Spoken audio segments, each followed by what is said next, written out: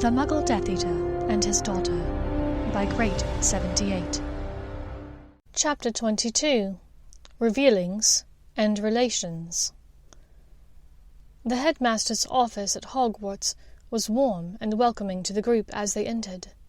This was in spite of its lack of use these last few weeks, since Professor Dumbledore had been chased out by Umbridge for the illicit group calling themselves Dumbledore's Army. Snape let them in and went to the flue, sticking his head inside and speaking to someone for a moment. About a minute later, Professor Dumbledore, Sirius Black, and Remus Lupin stepped through the grate.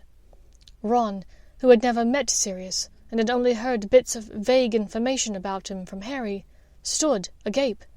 "There's Sirius Black!" the ginger wizard said, eyes round, pointing at the long-haired man and poking Harry in the side. "Well spotted," Sirius said drolly. "Is this the boy that cared for Peter for so long, Remus?" "Afraid so, but let's not hold it against him, shall we? Mr. Weasley has been a good friend to Harry all these years." Lupin smiled. To the group he asked, "How are you all doing? Keeping up on your defense studies?" Dumbstruck, they all nodded, even Ron, who continued to look at Harry's godfather, agog. "Sirius is a wanted criminal? He's not supposed to be out in public. What's he doing here?" Ron rounded on Professor Snape. "You said you could tell us what's going on." Snape simply stared at Ron stonily. Hermione could understand Ron's confusion. They had thought until a moment ago that Sirius had been captured, and here he stood. Even she had to admit that seeing Sirius Black here in person, with Professor Snape, and the until a few moments ago exiled Professor Dumbledore, was all a shocking surprise, on top of the events of earlier that evening. But for Ron, Ginny, and Draco, nearly all of this was new information. Though their parents and two eldest brothers were involved in the Order, the youngest Weasleys had not been told anything about its work. As for Draco, his allegiance to the Order of the Phoenix was rather newly pledged, as it were. "Yes, they certainly have been working on their defensive skills. Isn't that right, Harry?" Professor Dumbledore's eyes twinkled. "Dumbledore's Army?" The four Gryffindors smiled guiltily. "Apologies about that again, Professor," Harry said. "Think nothing of it, Harry. I am rather proud of all of you," Dumbledore said. 3 weeks earlier, Professor Umbridge had been tipped off about the underground group, and had been given Harry's name as the ringleader. She'd brought Harry to Dumbledore's office with the intent of expelling him, but Dumbledore had assumed full responsibility, then dramatically escaped. Only Hermione knew the identity of the tipster. Everyone else assumed that Marietta Edgecombe had simply come down with dragonpox or something, and had to leave school. "But this boy, he's a Malfoy," Sirius said suspiciously. "This is Lucius's son, is it not?" "He is also a Black. He's Narcissa's son, too, Sirius," Remus reminded him. "I've told you what Mouse has said about her." "Who? What? My mother?" Draco's mouth seemed to be trying to ask several questions at once. It was Hermione's turn to speak up. "I'm afraid we're all still a little lost. Is there any way that someone can explain?" she asked tiredly. An hour later, their heads filled with heretofore undiscovered information, the 5 of them left the office, descending the staircase in baffled silence. Draco's mind was reeling. Richard Granger was just an ordinary Muggle man, a tooth healer, caught up in Voldemort's web of insanity because of his father's misunderstandings. The thing they'd been after tonight, the prophecy, said that only Potter had the power to kill Voldemort somehow. Dumbledore had been rather vague, only saying that he and Harry would discuss it in more detail later. Ronald Weasley had cared for one of Voldemort's right-hand men, who'd been disguised as a rat for several years. Oh, and his cousin Sirius was alive, innocent, and helping to bring down the Dark Lord, along with a whole host of others, including his girlfriend's father, and possibly his own mother. "Your dad," Harry began, looking at Hermione. "The prophecy," Hermione answered weakly. "Scabbers," Weasley muttered, clutching his stomach and looking green. "Yeah, that was the best bit," Ginny said, with the barest hint of a smile. "I'm not sure about the rest of you, but I'm pretty sure there's a bottle of cinnamon rum in the Gryffindor common room with my name on it." With that, the red-haired witch turned towards the nearest staircase. After a moment, and a brief look of longing at the girl's retreating backside, Potter followed her. Hermione looked at Weasley sympathetically. "I'm sorry we didn't tell you. About Peter, I mean," started Hermione, but she was cut off by Weasley, who held up a hand. "I don't think I want to talk about it. I know I don't want to think about it. I don't even like cinnamon rum, but I'm going to see if Ginny wants to split the bottle." The ginger wizard followed the other two Gryffindors up the far staircase.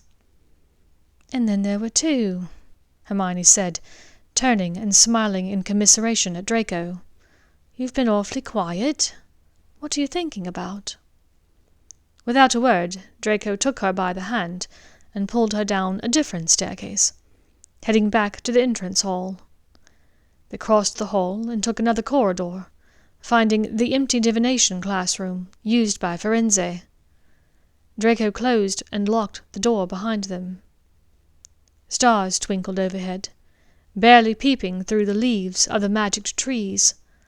The mossy turf felt soft and plush under them, and without any discussion they both removed their shoes and socks and flopped onto the ground. Draco let out a long, pent-up sigh and lay back on the ground, lacing his fingers together under his head. "My father. Your father. You know, the first time we met, Lucius told me he thought your father was a Death Eater. He had this whole thing built up in his head about it. At first I thought maybe he was right. I didn't know any better. Your father had a mark on his arm." "It's a tattoo? It's called the caduceus symbol. It's a symbol to do with medicine. Dad was a medic in the military. I think he got it then," she explained. She lay down next to him, turning to face him, and propping her head on her hand. "Right," he said. "Father just kept insisting, kept saying that Richard was dangerous, that we needed to appease him and protect you." "Protect me from what?" "Muggle-borns typically aren't welcomed into the wizarding world. Certainly not by purebloods, Hermione." "Ah, yes. So in our first years, you weren't trying to be my friend. You were afraid of my father." "At first. But then—" He turned on his side, mirroring her pose.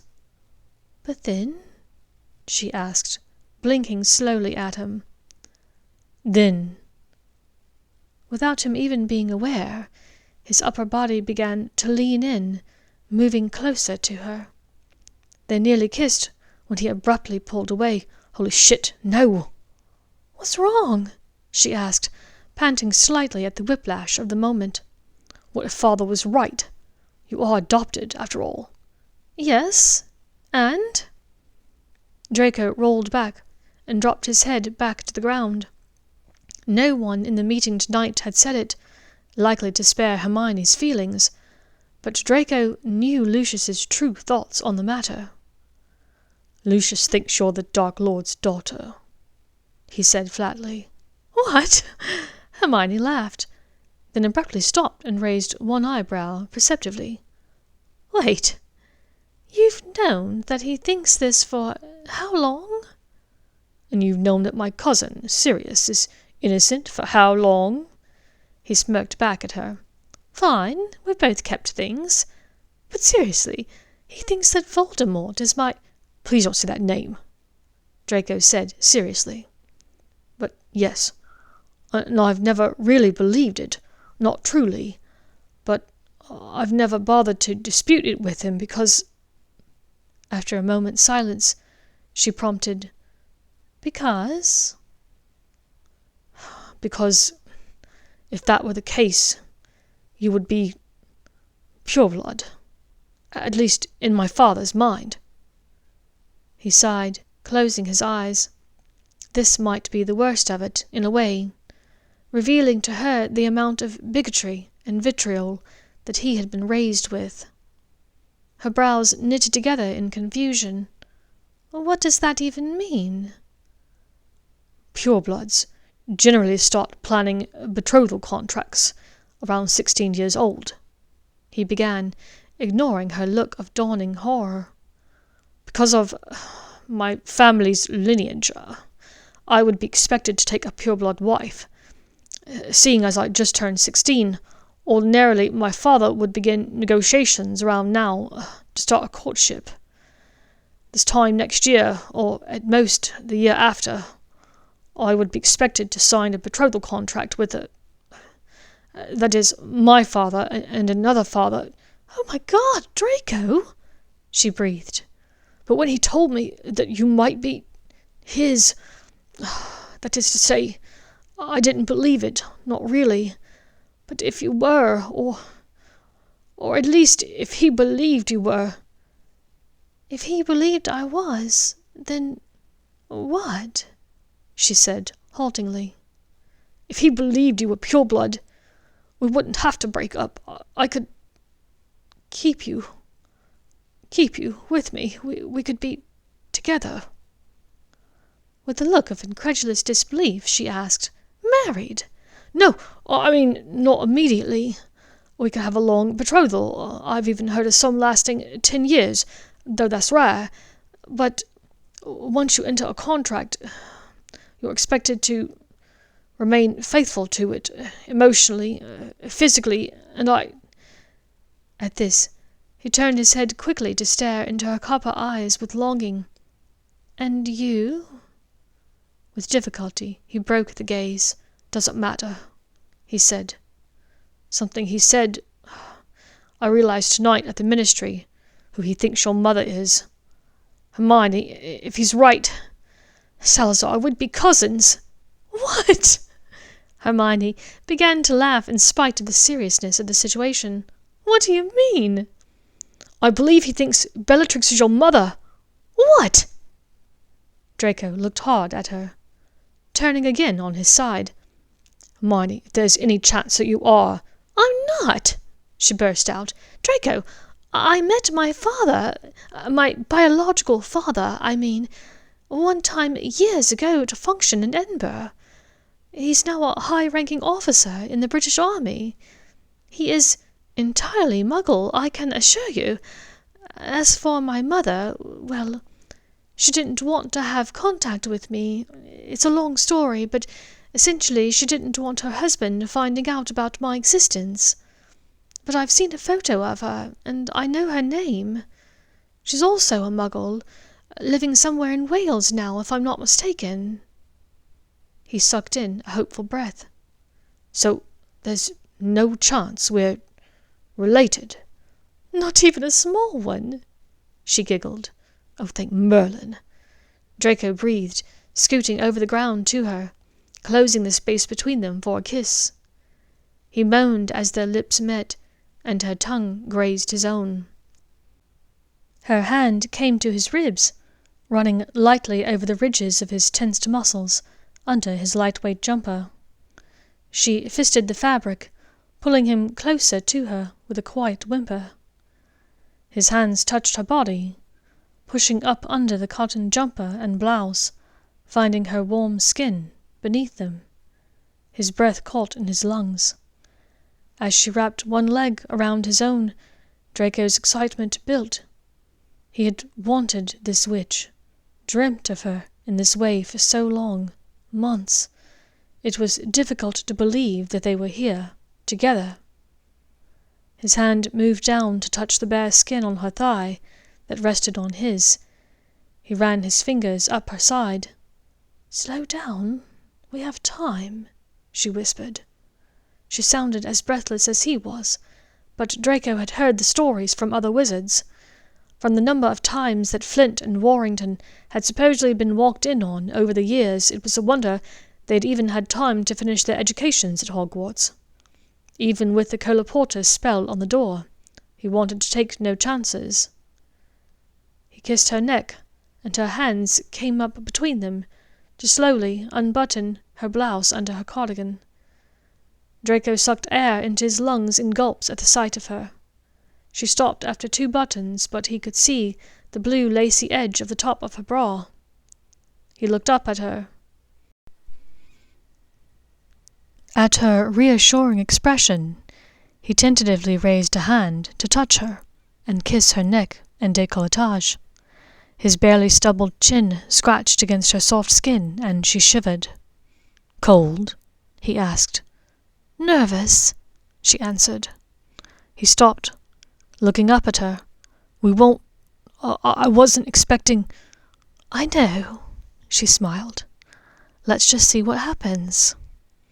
Immediately, Draco's lizard brain pictured 1,000 possibilities of what could happen, even as his logical brain knew that he could not. The doorknob of the classroom rattled. They sprang apart and stood quickly. Hermione tugged her blouse closed, even though no one had entered the room, and they were both still fully dressed. Draco pressed down on the front of his trousers to hide the damning evidence. After over 1 minute of complete silence, in which nothing happened, he felt his heart start back up. He reached again for her, where she stood a few feet away, but she shook her head slightly. "It's late. I should get back to Gryffindor Tower. Everyone's celebrating the end of exams, and besides, I'm sure Harry is rather upset about the things he heard tonight," Hermione said. "I'm pretty sure between the cinnamon rum and Ginny Weasley he'll be all right." She laughed. But he nodded and continued. "That prophecy was rather grim. But Hermione, you should know that prophecies are not always real or accurate, and besides, Dumbledore said that Voldemort never heard the whole thing." "Yes," she said uncertainly. "That all was rather odd." "No more odd than your father being a Death Eater," Draco said in amusement. She smiled sadly. "I still don't understand how he got himself in that situation. Well, I know you mentioned the tattoo, but then how did he know to contact the Order? Or did they reach out to him? And why was Professor Lupin calling Dad a mouse?" Draco shrugged his shoulders and drew her in close. "I'll miss you this summer." She buried her face into his chest, sniffing his cologne deeply. "What do you mean? Aren't our fathers getting together to sign our betrothal contract or some such nonsense?" She laughed, and after a moment Draco did too. But there was a not-so-small part of him that didn't think it was such a crazy idea.